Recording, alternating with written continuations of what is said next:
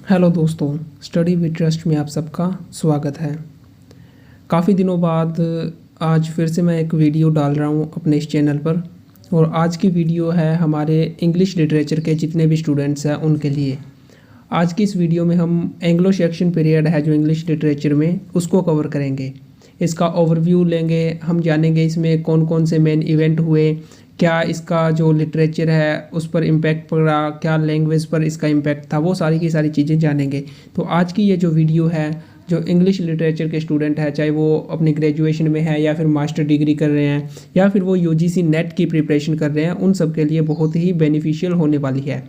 तो अब हम शुरू करते हैं आज की हमारी वीडियो। तो जैसा कि आप इस स्लाइड में देख पा रहे हो, ये जो हमारी इंग्लिश लिटरेचर में एंग्लो सेक्शन जो एज है, जो एंग्लो सेक्शन पीरियड है, उसका टाइम स्पेन माना गया है। इसके बाद हम देखते हैं कि इसका जो हिस्टोरिकल कॉन्टेक्स्ट था वो क्या था। The period begins with the migration of Germanic tribes, the Angles Saxons and Jutes to Britain in the 5th century.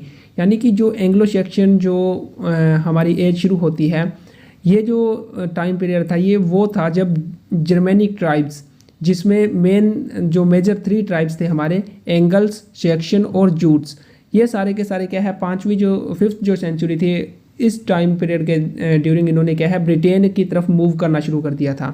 और जो इंग्लैंड का जैसे पुराना नाम एंगल लैंड था, वो इन्हीं ट्राइब्स के नाम पर पड़ा था और वो आगे चलकर इंग्लैंड हो गया था जैसे। तो ये सारी 5th सेंचुरी की बात है। These tribes displaced the native brightens establishing kingdom like Wessex. इसके बाद क्या हुआ, जब ये ट्राइब्स इंग्लैंड की तरफ, ब्रिटेन की तरफ मूव करने लगे, तो जो वहाँ के जो नेटिव जो ट्राइब्स थे, जैसे ब्राइटन्स थे या जो और थे, उनको इन्होंने क्या है वहाँ से डिस्प्लेस कर दिया और इन्होंने खुद के जो किंगडम है, जैसे वेसेक्स हो गया और भी बहुत सारे थे, ये सारे के सारे वहाँ पर इन्होंने क्या है इस्टेब्लिश कर लिए। यानी कि क्या हुआ कि जो ये जो मेजर जो ट्राइब्स थे, इन्होंने जो नेटिव्स थे उनको डिस्प्लेस करके वहाँ पर अपना जो एक क्षेत्र जो राज है वो वहाँ पर इन्होंने क्या है कायम कर लिया था। इसके बाद अगर हम कुछ की इवेंट्स की बात करें या कुछ मेजर जो इवेंट्स हुए थे एंग्लो सेक्शन पीरियड में, तो सबसे पहले जो 597 जो एडी थी, उसमें क्या हुआ था, जो सेंट अगस्टिन थे वो वहाँ पर पहुँचते हैं और वो जो एक जो क्रिश्चियन मिशनरी होते हैं ना, उस तरीके से वो वहाँ पर आते हैं। क्रिश्चियनिटी को क्या है जो सारा एरिया होता है वहाँ पर क्या है एक तरीके से वो इस्टेब्लिश कर देते हैं। इसके बाद जो 9th सेंचुरी जो आती है, 9वीं सदी तक आते आते क्या है वाइकिंग इन्वेजन होने लग जाता है, जिसके बाद क्या है जो एक मास लेवल पर डिस्ट्रक्शन होता है और जो कल्चरल एक्सचेंज होते हैं वो भी होते हैं। जैसे पहले ये जो एंगल सेक्शन या जूट्स आए थे, उनके बाद वहाँ पर क्या है वाइकिंग्स आते हैं, वो आकर वहाँ पर उस सारा जो एरिया है उसको इन्वेड कर लेते हैं। इस तरीके से उस टाइम में ये काफ़ी जो इंसिडेंट या जो वॉर्स वगैरह थे वो ट्राइब्स में आपस में चल रहे थे। उसके बाद जो किंग एल्फ्रेड आते हैं, जिसको आप एल्फ्रेड द ग्रेट के नाम से भी जानते हैं, इन्होंने क्या किया था, जो इंग्लैंड के जो सारे ट्राइब्स थे उनको क्या है यूनाइट किया और उनमें जो एजुकेशन है उसको प्रमोट किया। इसके साथ साथ उन्होंने क्या है जो लैटिन जो टेक्स्ट थे उनको भी क्या है ट्रांसलेट करने का काम किया और उनको ट्रांसलेट किया उन्होंने ओल्ड इंग्लिश में, जो ओल्ड इंग्लिश लैंग्वेज जो थी उस टाइम, उसमें उन्होंने ट्रांसलेट किया। तो इसलिए हम इनको किंग अल्फ्रेड द ग्रेट के नाम से भी हिस्ट्री में क्या है इनको याद रखते हैं। तो इसके बाद हम बात करते हैं नॉर्मन कॉन्क्वेस्ट की। जो इंग्लिश लिटरेचर के स्टूडेंट हैं उन्होंने डेफिनेटली नॉर्मन कॉन्क्वेस्ट के बारे में सुना होगा, कहीं पढ़ा होगा। तो ये एक मेजर जो इवेंट था इस पूरा जो एंग्लो सेक्शन पीरियड है, इसके ड्यूरिंग सबसे जो मेन इवेंट है वो यही माना जाता है।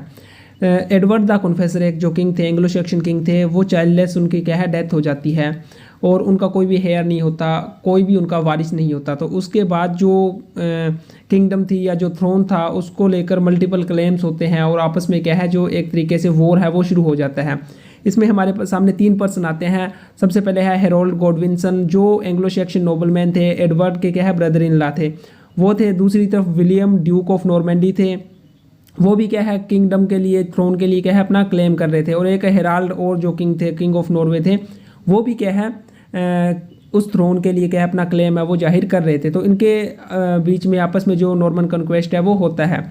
इसमें क्या होता है, सबसे पहले जनवरी जो था 1066, उसमें क्या होता है जो हेरोल्ड गॉडविनसन थे उनको क्या है किंग क्राउन कर दिया जाता है।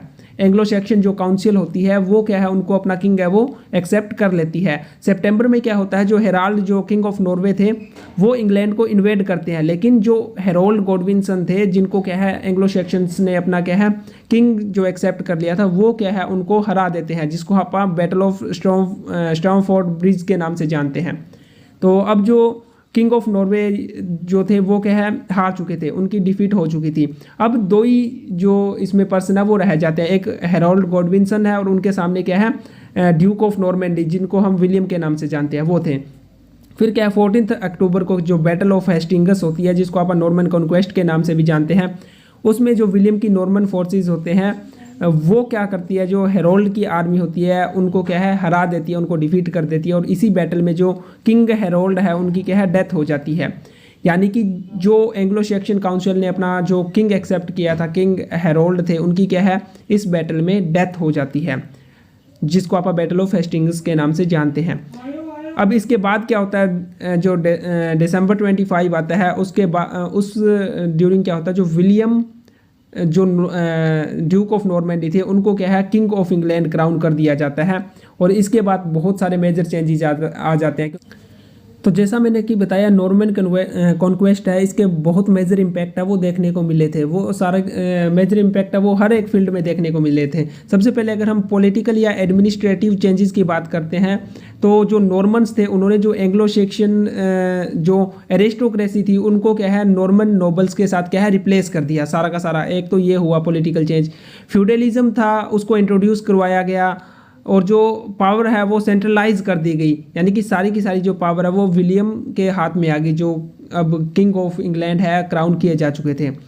इसके अलावा और भी मेजर चेंज हुए, एक डोम्सडे बुक है जो 1086 में हुई थी, ये सारा का सारा इसमें जो रिकॉर्ड्स वगैरह थे, तो ये कुछ एक मेजर एडमिनिस्ट्रेटिव चेंज या पॉलिटिकल चेंज है वो हम कह सकते हैं। इसके अलावा और क्या क्या हुआ, लिंग्विस्टिक इम्पैक्ट, ये बहुत एक मेजर इम्पैक्ट था। नॉर्मन कन्क्वेस्ट के बाद क्या होता है, नॉर्मन फ्रेंच है ना उसको जो लैंग्वेज ऑफ कोर्ट है वो बना दिया गया, यानी कि अब जो लैटिन या जो नॉर्मन फ्रेंच लैंग्वेज थी वो अब कोर्ट की एडमिनिस्ट्रेटिव और जो लॉ की लैंग्वेज है वो बन चुकी थी। यानी कि जो ओल्ड इंग्लिश या जो एंग्लो सेक्शन के टाइम में थी उसको क्या है अब जो नॉर्मन फ्रेंच लैंग्वेज है उससे क्या है रिप्लेस कर दिया गया। लैटिन है, Latin remain the language of church and education, यानी कि लैटिन जो लैंग्वेज है वो चर्च और एजुकेशन में लैटिन लैंग्वेज यूज की जा रही थी। Old English the language of common people, अब जो ओल्ड इंग्लिश थी ना उसको कॉमन पीपल की लैंग्वेज माना जाने लगा। ऐसा माना जाने लगा कि जो लोअर क्लास है या जो पुअर पीपल है वो क्या है ओल्ड इंग्लिश लैंग्वेज को यूज़ करते हैं। जो एरिस्टोक्रेसी है, जो ब्यूरोक्रेसी है या जो कोर्ट है वो सारे के सारे नॉर्मन फ्रेंच या फिर जो लैटिन लैंग्वेज है उसको यूज़ करने लगे। इसका जो वोकेबलरी है उस पर भी इन्फ्लुएंस देखने को मिला। ये यहाँ पर जैसे आप ये कुछ वर्ड्स देख पा रहे हो, ये बहुत कम एग्जाम्पल है, यानी कि इसका बहुत एक मेजर लिंग्विस्टिक इम्पैक्ट है वो देखने को मिला था। इसके बाद हम आगे बात करते हैं, जो हमारा एंग्लो सेक्शन जो पीरियड है उसके जो लिटरेरी फीचर्स है अब हम इसकी बात करते हैं। अभी तक हमने सारे के सारे जो इसके मेजर इंसिडेंट थे, जो की इवेंट्स थे, उनके बारे में जाना। अब हम बात करते हैं लिटरेरी फीचर्स की। तो सबसे पहले क्या है, जो ओरल ट्रेडिशन था उस टाइम में, यानी कि जो लिटरेचर था वो मोस्टली ओरल फॉर्म में था। Oral tradition refer to the practice of passing stories, history, poetry and cultural knowledge through the spoken word rather than written text. इसमें क्या होता था कि अब ओरल ट्रेडिशन क्या है, इसमें जो सारी की सारी जो स्टोरीज थी, जो हिस्ट्री थी, पोइट्री थी या जो कल्चरल नॉलेज थी, उसको क्या है हम ओरली ट्रांसफ़र करते थे, यानी कि थ्रू द स्पोकन वर्ड्स, यानी कि वो रिटन फॉर्म में नहीं थी, वो लिखी नहीं गई थी, उसको हम ओरली ट्रांसफ़र कर रहे थे जनरेशन टू जनरेशन। ये उस टाइम का एक मेजर लिटरेरी फीचर था। In Anglo Saxon England much of the literature was performed और recited long before it was written down, यानी कि वो पहले परफॉर्म किया जा चुका था या उसका जो रेसिटेशन है वो पहले हो चुका था, लेकिन उसको लिखा बाद में गया था। ये इसका एक मेजर लिटरेरी फीचर था। आगे हम और बात करते हैं, जो परफॉर्मेंसेस थी, poems and stories were performed by the poets and musicians, यानी कि जो पोइम्स या जो स्टोरीज थी वो मोस्टली एपिक फॉर्म में थी और उनको क्या है परफॉर्म किया जाता था। जो पोइट्स थे या जो म्यूजिशियन थे वो क्या है उनको परफॉर्म कर रहे थे। इसके साथ साथ जो अलग अलग इंस्ट्रूमेंट्स थे उनकी परफॉर्मेंस में वो यूज़ किया जाते थे, जैसे हार्प हो गया या जो और उस टाइम जो इंस्ट्रूमेंट थे म्यूजिकल इंस्ट्रूमेंट, उन सब का क्या है परफॉर्मेंस में यूज़ किया जाता था। आगे हम बात करते हैं तो एलिट्रेशन। एलिट्रेशन एक मेजर जो लिटरेरी जो फिगर था जो उस टाइम क्या है लिटरेचर में यूज किया जा रहा था। एलिट्रेशन जैसे आप सबको पता होगा repetition of the initial consonant sounds होता है, तो ये उस टाइम क्या है एक मेजर जो लिटरेरी जो फीचर है वो देखने को मिल रहा था। यानी कि जितनी भी अगर हम एंग्लो सेक्शन टाइम पीरियड की जो चाहे पोइट्री की बात करें या जो भी लिटरेचर लिखा गया तो उनमें एलिट्रेशन क्या है सब में कॉमन देखने को मिलता है। इसके बाद जो मेजर जो लिटरेरी फीचर है उसमें आ जाता है कैनिंग। कैनिंग क्या है एक्चुअल में? It is a figurative compound expression that describe something indirectly often using 2 और मोर वर्ड्स। तो इस जैसे एलिट्रेशन यूज़ किया जा रहा था as a figure of speech, तो ऐसे ही कैनिंग्स है वो भी उस टाइम जो एंग्लो सेक्शन जो लिटरेचर था उसमें क्या है काफ़ी ज़्यादा यूज़ किया गया था, या एक आप मेजर बोल सकते हैं जो हमें क्या है कॉमन देखने को मिलता है। ये आगे एग्जाम्पल है कैनिंग्स के भी कौन कौन से हमारे सामने जो उस टाइम का जो लिटरेचर लिखा गया, जैसे बियोवुल्फ है, सभी आप जानते हो, एक बहुत ही फेमस उस टाइम का जो एपिक पोइम है, या फिर जैसे बहुत सारे आपके सामने एग्जाम्पल है। इन सब में जो कैनिंग्स है वो भर भर कर क्या है यूज़ किया गया था। आगे हम चलते हैं, अब हम बात करते हैं कुछ मेजर वर्क्स की। ये मैं आपको बहुत ही ब्रीफ में बता रहा हूँ, अगर आपको मतलब इसको और अच्छे से प्रिपेयर करना तो इनको आपको क्या है डीप जाना पड़ेगा। ये मैं आपको क्या है एक ओवरव्यू दे रहा हूँ जिसकी हेल्प से क्या है आपको एक पैटर्न पता चल जाएगा। बाकी आपको क्या है और ज़्यादा इन पर रिसर्च करनी होगी और ज़्यादा डीप है वो स्टडी इसकी करनी होगी। तो मेजर वर्क की बात करते हैं तो सबसे पहले हमारे सामने बियोवुल्फ डेफिनेटली आता है। ये एक एपिक पोइम थी जिसमें क्या है 3182 लाइन्स लिखी गई थी। इसको क्या मानते हैं longest surviving old English poem मानते हैं। ओल्ड इंग्लिश की जितनी भी जो पोइम्स थी उनमें सबसे जो लॉन्गेस्ट पोइम है जो अभी तक हमारे पास है सर्वाइव जो कर चुकी थी। अदरवाइज जो लिटरेचर था वो मोस्टली क्या उस टाइम का हमें मिलता नहीं है, तो उनमें बियोवुल्फ सबसे मेजर पोइम मानी जाती है।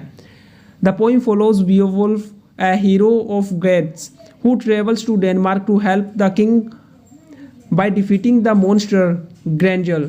ये जो हम जब इसकी जो एपिक पोइम है अगर हम इसकी स्टोरी जब पढ़ेंगे तो इसमें बियोवुल्फ एक वॉरियर है जो किसी एक किंग की क्या है हेल्प करने के लिए जाता है। जो किंग ऑफ डेनमार्क है वो किसी एक मॉन्स्टर को डिफीट करते हैं, और इस तरीके से ये क्या है पोइम है जो पूरी एक एपिक पोइम है वो लिखी गई है। Beowulf dies heroically after defeating the dragon. Last में क्या होता है इसमें जो बियोवुल्फ है उनकी क्या है एक जैसे वो ड्रैगन के साथ उनकी जो एक फाइट होती है उसके बाद क्या है उनकी डेथ हो जाती है। इसके बाद ये सारी की सारी जो बियोवुल्फ पोइम है उसमें ये सारी की सारी मेजर जो थीम्स है अपने को देखने को मिलती है। हीरोइज्म हो गया, लॉयल्टी हो गया, फैट एंड मोरालिटी हो गया, गुड वर्सेस इवल हो गया, ये सारे के सारे जो हमें मेजर थीम है वो इस पोइम में देखने को मिलती है। नेक्स्ट अगर हम बात करते हैं तो वो है हमारे सामने द वंडरर। द वंडरर क्या है एक एलेजिक पोइम है। ये भी एक मेजर जो पोइम है वो मानी जाती है। इसमें भी जैसे थीम्स है वो अलग अलग जो थीम्स अपने को देखने को मिलती है, जिसमें एक्साइल एंड लोनलीनेस हो गया। लोनलीनेस इसकी एक मेजर थीम है, और इसके अलावा जो क्रिश्चियन होप हो गया या फिर रिडम्पशन हो गया, ये सारी की सारी जो थीम है द वंडरर जो पोइम है इसमें हमें देखने को मिलेगी। इसके बाद हम नेक्स्ट वर्क की बात करें तो द सी फ्रायर आ गया। ये भी एक एलिजिक पोइम है। सी फ्रायर में क्या होता है the narrator describes the hardship of life at sea, यानी कि जो सी जो लाइफ होती है उसकी हार्डशिप है वो इस सी फ्रायर जो पोइम है इसमें बताई गई है। ये भी एक मेजर पोइम है। इसके साथ साथ ये क्या करती है reflecting on the spiritual journey to the soul. जो स्पिरिचुअल जर्नी होती है हमारी सोल की उसको भी क्या है एक तरीके से डिस्क्राइब करती है। इसमें अगर हम थीम की बात करें तो उसमें आइसोलेशन एंड एक्साइल आ गया, स्ट्रगल्स ऑफ लाइफ आ गया, वर्सेस स्पिरिचुअल फुलफिलमेंट आ गई। ये सारी की सारी मेजर थीम हमें इस पोइट्री में इस पोइम में देखने को मिलती है। नेक्स्ट वर्क जो था वो था ड्रीम ऑफ द रूड। ये बहुत इंपॉर्टेंट पोइम है, ये एक रिलीजियस पोइम थी। The poem presents the crucifixion of the Christ from the perspective of the cross. इसमें जो क्रॉस का एक जो सिंबल है वो एक इम्पॉर्टेंट सिंबल माना गया है। ये बहुत एक मेजर जो इम्पोर्टेंट पोइम है अगर आप यूजीसी नेट के पॉइंट ऑफ व्यू से भी देखें तो। इसके अगर हम थीम्स की बात करें तो उसमें सेक्रीफाइस हो गया, हीरोइक नेचर ऑफ क्राइस्ट हो गया, ये सारी की सारी जो इसकी मेजर थीम है। इसके बाद हम नेक्स्ट वर्क पर चलते हैं। उसमें आती है हिम जो कैडेमन था उनकी हिम्स थी, ये काफ़ी फेमस हुई थी। ये भी रिलीजियस थी सारी की सारी। और इनकी थीम भी वही देखने को मिलती है जिसमें डिवाइन क्रिएशन हो गया और ये सारे के सारे, तो इनको भी आप क्या है आपको और ज़्यादा डीप में इनकी क्या है स्टडी करनी है। नेक्स्ट वर्क पर हम चलते हैं। जूडिथ हो गया, ये भी क्या है एक रिलीजियस पोइम थी। जो उस टाइम का जो लिटरेचर लिखा गया था ना, उनमें मेजर जो पोइम्स जो थीम्स अपने को देखने को मिलती है उसमें या तो हीरोइक उनकी थीम्स होएगी या फिर जो क्या है रिलीजियस थीम्स को लेकर वो सारा का सारा लिटरेचर वो लिखा गया था। जैसे विडसित आ गया, ये भी एक क्या है हीरोइक पोइम है। इसमें भी आप अगर थीम्स देखोगे तो हीरोइक डीड्स एंड फेम हो गया, कल्चरल मेमोरी हो गया, ये सारी की सारी लगभग सिमिलर सी थीम पर लिखी जा रही थी। बैटल ऑफ मेलेडन हो गया, ये एक हिस्टोरिकल पोइम है, ये थोड़ा सा अलग थी, ये किसी एक बैटल के बारे में हमें इसमें क्या है देखने को मिलता है। इसकी अगर थीम्स की बात करें तो heroism and honour in the battle, loyalty to one's lord, ये सारी की सारी जो इसकी द बैटल ऑफ मेलेडन की जो थीम्स थी। इसके बाद जेनेसिस एंड भी आता है, ये बहुत इंपॉर्टेंट है। अगर आप यूजीसी नेट के स्टूडेंट हो तो आप इसको डेफिनेटली आप डीप में पढ़ोगे, इसमें काफ़ी अलग अलग वर्क्स भी आते हैं। ये बिबलिक जो पोइट्री होती है वो एक तरीके से थी और इसकी थीम्स भी उसी तरीके से अपने को डिवाइन जस्टिस हो गया, ह्यूमन फ्रेलिटी हो गया, ये सारी की सारी अपने को देखने को मिलती है।